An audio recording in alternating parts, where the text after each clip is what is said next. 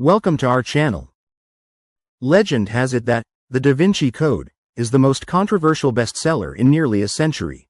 The book describes the Priory of Sion, which has guarded the secret of the Holy Grail for over 1,000 years. Is this fact or fiction?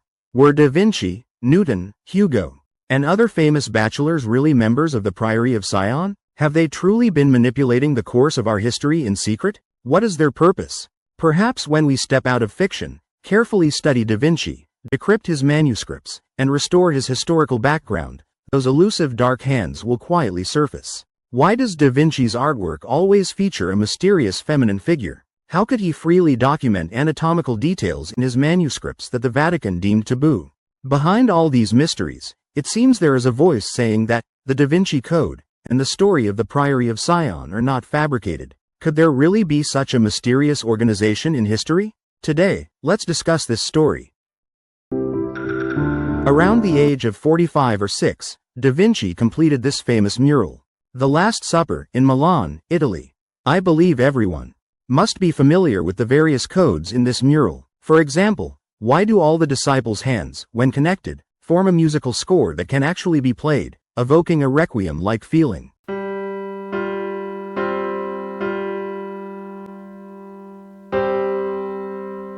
There are a total of 13 figures in the scene, with 6 on each side, representing Jesus's 12 disciples. The disciples on the left have their palms facing downwards, while those on the right have their palms facing upwards. What is the significance of Jesus's palms facing up and down? Furthermore, why is the window behind titled, The Last Supper, showing daylight? The scene depicts Jesus having a meal with his 12 disciples when he suddenly announces, "One of you will betray me." When the disciples heard this news, their expressions froze in place, becoming the famous painting. The person who would betray Jesus, later revealed to be holding a money bag in his hand, is Judas on the left. During the gathering, he was the last to arrive, making him the 13th person. In Western culture, 13 became an unlucky number.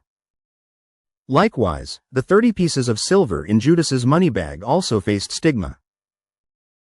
The painting is rich in mysteries and details, but according to the Da Vinci Code, the focus is not on the musical score, daylight, hand gestures, or Judas. The most crucial code in the painting lies with the disciple next to Judas. In theory, he should be John, but here lies the dilemma. John was a man, yet the figure in the painting resembles a woman sitting on the right hand of Jesus. Logically, this disciple should be very close to Jesus, but why does she seem so distant when she hears about the betrayal? If you still remember the story from the Da Vinci Code, you must know that its core plot revolves around unraveling layers of this mystery. The ultimate code is divided into 2 layers. The first layer reveals that when we connect this mysterious disciple and Jesus's shoulders, it forms a capital letter, M. Da Vinci hints at the true identity of this mysterious disciple with this M. Additionally, please note that Da Vinci also hints that this mysterious disciple is a woman, dressed as a couple with Jesus.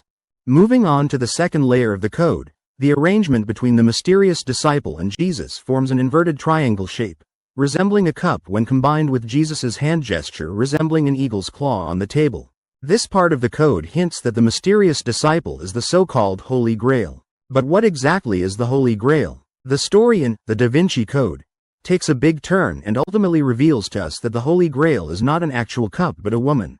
This woman carries the bloodline of Jesus, like a cup containing the sacred blood. The reason why the Priory of Sion has been guarding the secret of the Holy Grail for over 1,000 years is, in fact, to protect the bloodline of Jesus. The mysterious disciple, the woman with the bloodline of Jesus, can easily be deciphered through the M. In the painting, she is the woman mentioned multiple times in the Bible, Mary Magdalene. In the Orthodox biblical stories, Mary Magdalene, although an early female follower of Jesus, was excluded from the 12 disciples.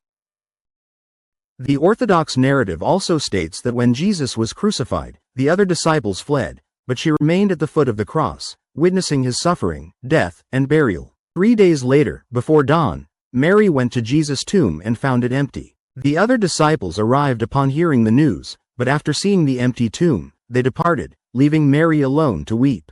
Consequently, Mary became the first person to witness Jesus' resurrection. She was later recognized as a saint by the Vatican, and her feast day is celebrated on July 22 each year. The Orthodox accounts provide limited information about her.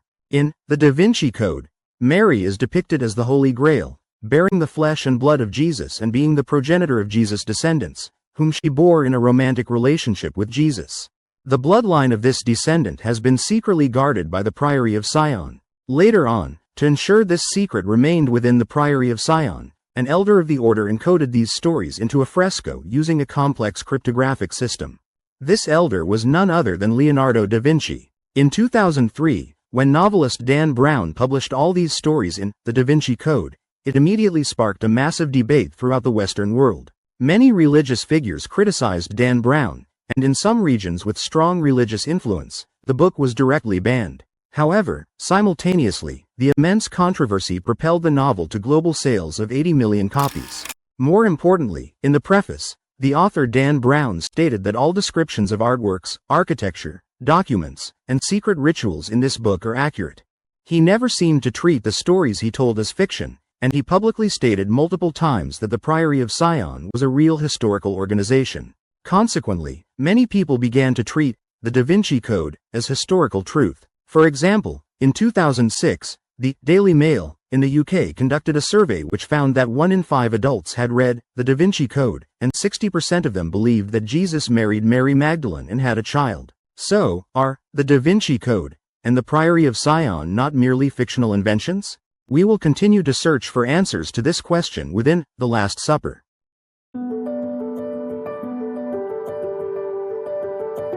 The first person to discover this hidden musical score was the Italian musician Paula. After he found the score in 2007, he even wrote a book specifically titled The Hidden Music. However, before the book was published, Paula immediately began to face criticism. The reason is simple. During Da Vinci's time, there was no such thing as the 5-line staff notation. The most popular at that time was the 4-line staff. The 5-line staff was gradually perfected and popularized more than 200 years after Da Vinci. So, interpreting Da Vinci using the 5-line staff is like mixing apples and oranges. If the musical score in The Last Supper is proven to be false, then logically, everything Dan Brown deciphered, Mary Magdalene, the Holy Grail, Holy Blood, the Priory of Sion, and so on, can be considered fabricated. Moreover, in 2007, Dan Brown's The Da Vinci Code was selling like hotcakes, causing controversy that directly caught the attention of the Vatican. Therefore, this musical score issue immediately drew significant attention. Paula initially stated that the piece resembles a requiem and seems to fit perfectly with the mood of The Last Supper. The score starts and ends in E, and when played, it can loop perfectly, playing forever. However, the 5-line staff is indeed something that came after Da Vinci. Although all the evidence seems perfect, it is anachronistic, meaning it must be fake. However, nothing is absolute. Many of you have probably seen one of Da Vinci's designs called a tank. When the restoration team restored tank, they needed bearings, but bearings did not exist in Da Vinci's era, so they concluded that Da Vinci's tank could not have existed. However, experts later discovered bearing designs in Da Vinci's manuscripts, even further proving that Da Vinci himself was the inventor of modern bearings. So, could the same story happen with the 5-line staff? Indeed, just as the musical score was about to be disproven, a secret wealthy patron threw out a manuscript. Da Vinci's Codex Hammer. Clearly, this manuscript contained a 5-line staff drawn by Da Vinci himself. Therefore, the 5-line staff was likely also invented by Da Vinci. After all, from Da Vinci's manuscripts, we also learn that he may have invented the prototype of the modern piano. Considering that Da Vinci also had to assist various dignitaries with staging musical dramas and the like at the time, it's not so strange that Da Vinci understood music and the 5-line staff. From another perspective, is the manuscript from this secret wealthy patron authentic? So, this wealthy patron wasn't hiding anything. He is none other than the renowned Bill Gates, the founder of Microsoft. He purchased these manuscripts in 1994 and even showcased them to all users through the Windows 95 screensaver and desktop programs. Therefore, there's absolutely no suspicion of forgery regarding this 5-line staff. At this point, Dan Brown's story seems to take a turn. Since the deeply hidden musical score has been proven to be a genuine coded artifact, could the story of the Holy Blood and the Holy Grail also be true? Many enthusiasts and novelists have attempted to trace and prove this story through various secret monastic relics and vague historical documents, even concluding that Jesus's bloodline later traveled to England, France, and even Japan. These stories sound exaggerated, but they are all presented with reasoning, making it difficult to discern truth from fiction. For example, in the legend from Japan, it is said that the person crucified on the cross was not Jesus himself but his brother, the real Jesus, however, is believed to have traveled through Siberia to Japan and settled in Aomori Prefecture, where he became a rice farmer, lived a secluded life, got married, had children, and lived to be 114 years old, enjoying a happy extended family. Aomori Prefecture is also said to have a tomb of Jesus. Before 1936, this tomb went unnoticed.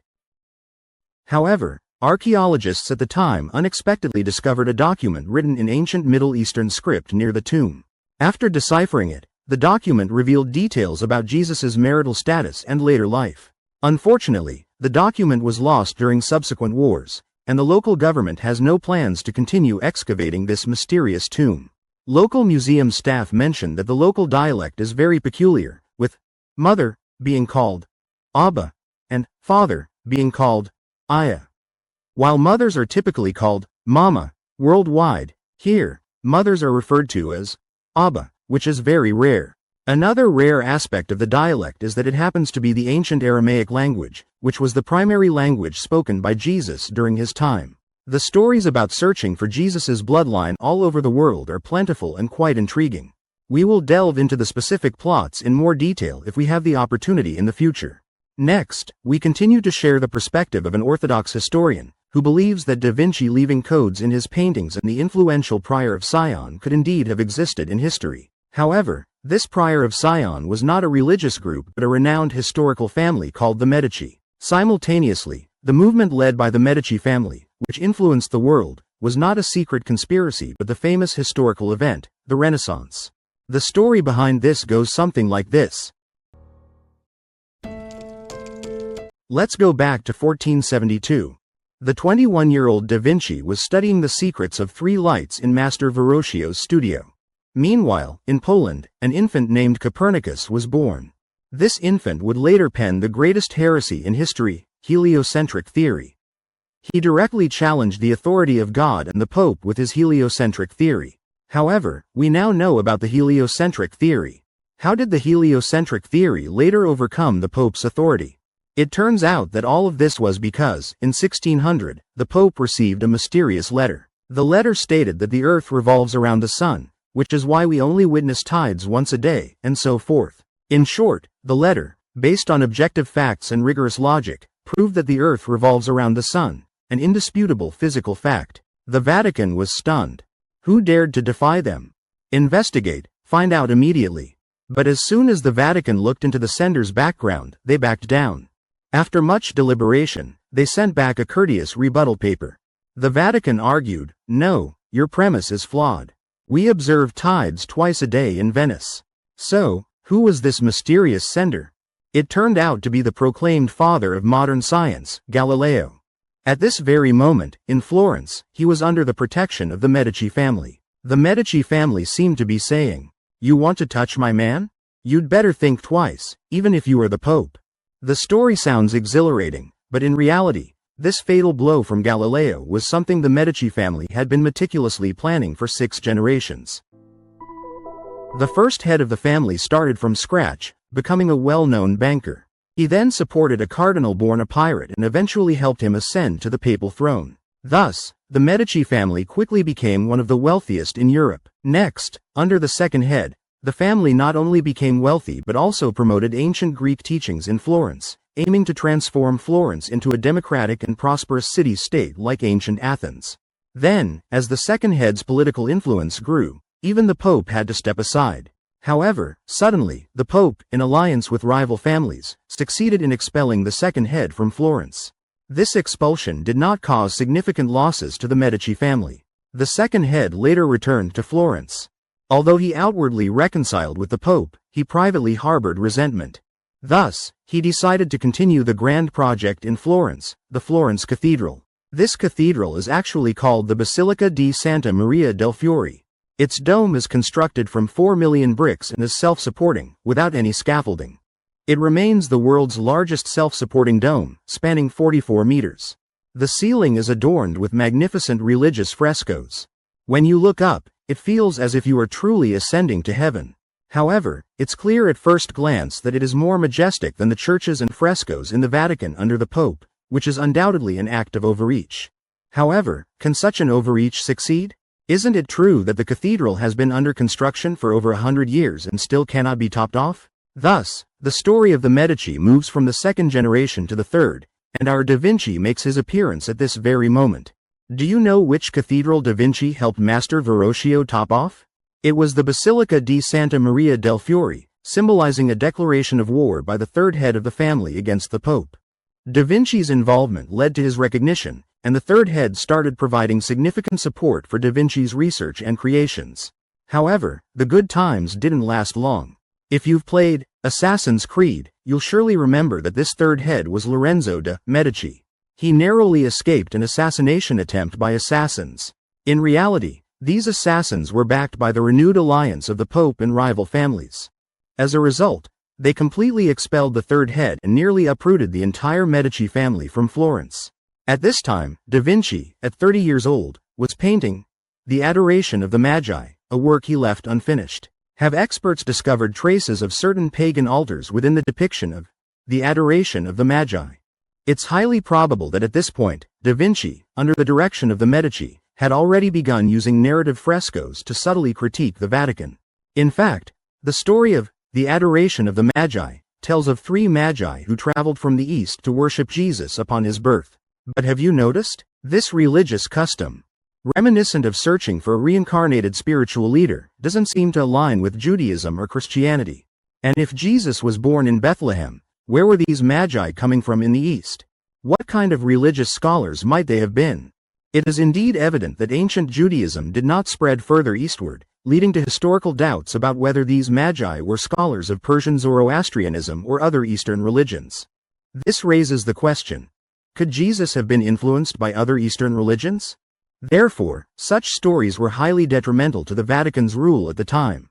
It is entirely possible that the Medici family commissioned Da Vinci to use such narratives to subtly criticize the Pope. However, just as Da Vinci was creating The Adoration of the Magi, the third head of the Medici was expelled by the Pope.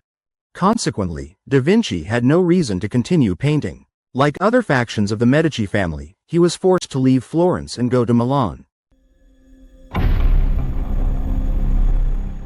The next part of the story unfolds with Da Vinci serving as a military engineer for the Dukes of Milan and Romagna for a duration of 21 years. Simultaneously, as Da Vinci officially returned to Florence at the age of 51, a significant event occurred in history. The Medici family also made their comeback to Florence during this period. During these 21 years of military service, the Medici family embarked on 3 significant endeavors. 1. The family systematically established a Florentine academy, attracting and recruiting young geniuses like Raphael, Titian, and Michelangelo to study there. Raphael even served as a personal guard to the family for a period. 2. The family systematically sponsored renowned geniuses like Da Vinci, encouraging them to pursue various technological innovations.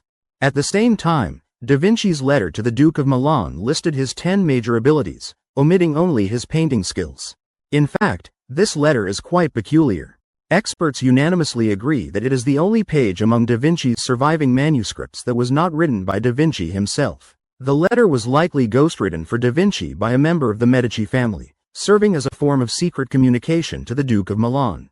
This might explain why Da Vinci was able to invent so many astonishing things and conduct his controversial anatomical studies in Milan.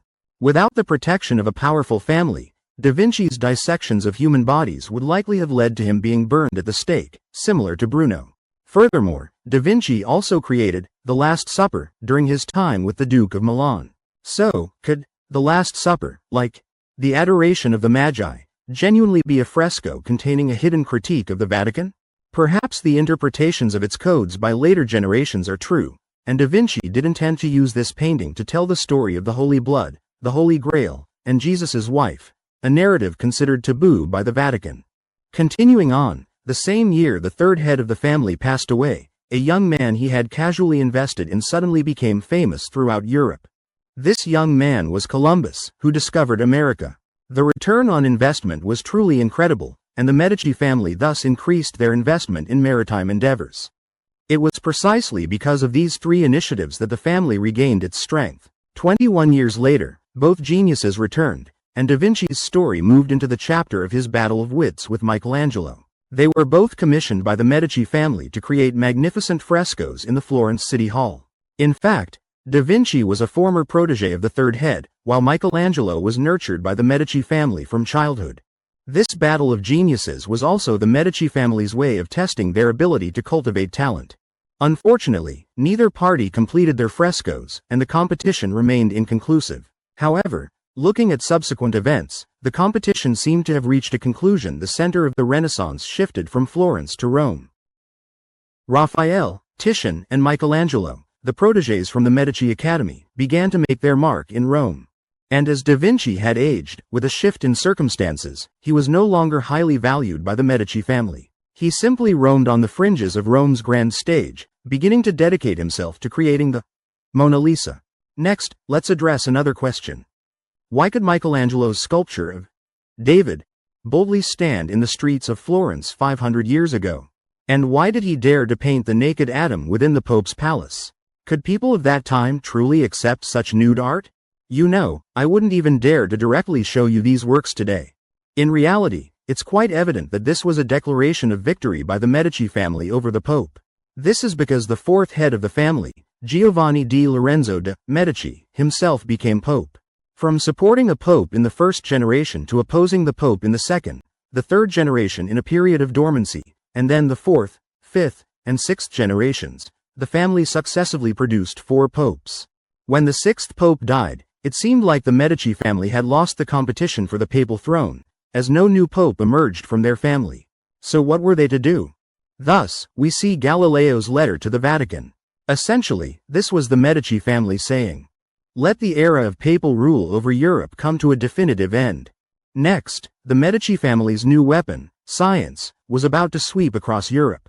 And undoubtedly, from Da Vinci to Galileo, this was all part of the Medici family's process of forging their new scientific weapon. At the same time, this historical perspective can also explain another mystery. Why does the same female face appear repeatedly in Da Vinci's later works? For example, in The Baptist, St. John is clearly a man, so why is he depicted in such a feminine manner? Additionally, in his later repainting of Virgin of the Rocks, the Archangel Gabriel also has a remarkably similar feminine face to St. John. And in the ethereal Mona Lisa, if you look closely, doesn't she also bear a resemblance to this feminine face? Experts analyzed the Mona Lisa in 1650 layers and discovered that in an underlying layer, Da Vinci had intended to portray Mona Lisa as a saint. Therefore, by deciphering this mysterious woman's face and comparing it, we would be astonished to find that she is actually a portrait of Mary, Jesus' wife, from The Last Supper. Could these later works be Da Vinci's way of hinting to us that although he was old and abandoned by the Medici family, no longer the protagonist of the Renaissance, he still held a story about the Holy Grail? The Pope was in decline, and his story might never need to be told again. Returning to reality, do you all think these historical speculations are reliable? If we view Da Vinci from the perspective of a pioneering figure in modern science, indeed, his manuscripts contain many wonders. For example, the Da Vinci mitre locks still in use for the Panama Canal to this day. These were designed by a 49-year-old Da Vinci when he was a military engineer in Romagna. They are incredibly ingenious.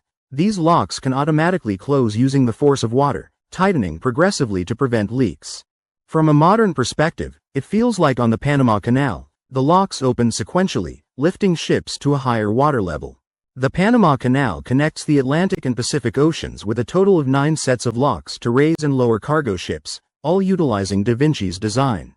Da Vinci's manuscripts also include sketches related to canal excavation. It's hard to fathom if these massive machines were indeed built 500 years ago. Additionally, there's a sketch for an upgraded canal lock that integrates flood control, navigation, and water storage, showcasing a significantly advanced concept. Furthermore, accompanying these sophisticated hydraulic systems are design plans for various hydraulic transmission devices and bridge engineering projects. A particularly intriguing sketch in Da Vinci's manuscripts is the crane design, which engineers later reconstructed. When we turn the crank, the effort diminishes step by step, making it easy to lift massive stones. Moreover, There are pulleys underneath the entire supporting structure, allowing free movement after lifting heavy stones. So what do you think? Isn't this just like the gantry cranes used to move containers at the dock today? Even more amazing is that in the notes of this manuscript, Da Vinci wrote that the small gear counts as 1, and the large gear counts as 10. When the last gear turns 1 revolution, the first gear has to turn 10 to the power of 100 revolutions. Even if the first gear only consumes 1 joule per revolution, the last gear would require the energy of more than 10 to the power of 30 universes to complete 1 revolution. It's a truly magical exponential machine, and Da Vinci had long understood the exponential power behind gear trains through the principle of cranes. Of course, this type of stepwise reduction gear is described as a purely useless machine. In fact, shortly after the discovery of the Madrid Codex, in 1967, computer expert Dr. Roberto Guatelli recreated a machine based on Da Vinci's concept. This machine could theoretically perform addition, subtraction, multiplication, and division using a hand crank. Consequently, IBM acquired this machine, making it a significant milestone in the history of computer development. On another level, Da Vinci later applied this gear mechanical idea to 2 of his military inventions, which are quite remarkable. One of them is a 3-stage rapid-fire cannon. The barrel is composed of triangular gun mounts, with 11 cannons on each mount. This way, when the first row of cannons is aimed and fired, the second and third rows can simultaneously complete loading and rearming. Later, a restoration team actually built and tested it in the field, and it proved to be quite formidable in real-world tests. Similarly, Da Vinci also designed a 4-stage crossbow using the same principle. A large roller is used to wind the crossbows inside the roller. Then, when one of the crossbows rotates to the firing port, it loads an arrow and fires. A restoration team also recreated this behemoth. If such a machine were truly deployed in battle, the barrier to entry would be exceptionally low. Even farmers without military training could collectively operate it, and they would be protected by massive mechanical armor, preventing them from collapsing due to insufficient training. This is the marvelous Da Vinci. It seems he truly left us the blueprint for the entirety of modern science in his manuscripts. Perhaps this is precisely what the Medici family sought all those years ago. However, it's also possible that because Da Vinci's contributions were too ahead of their time, he became less useful to the Medici compared to Michelangelo and Galileo. Ultimately, Da Vinci, like an abandoned old minister, quietly aged. Such a forward-thinking genius became a discarded piece. According to research, Da Vinci left over 15,000 pages of manuscripts to his students. Currently, less than 3,000 pages have been published, and they are housed in the following locations. Perhaps more secrets about Da Vinci are recorded in those unpublished manuscripts. Where might they be? Alright, that concludes our story for today. Thank you, everyone.